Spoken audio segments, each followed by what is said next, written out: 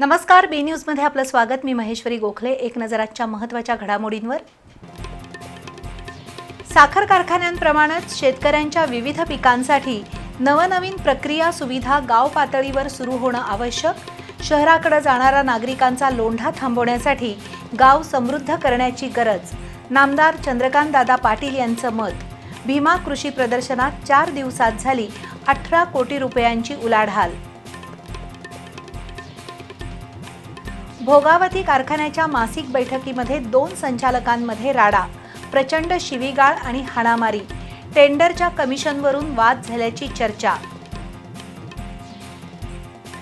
महायुती नेत्यांच्या उपस्थितीत महापौर रूपाराणी निकम आणि उपमहापौर अक्षय जरग यांनी कोल्हापूर महानगरपालिकेतील कार्यालयात केला प्रवेश।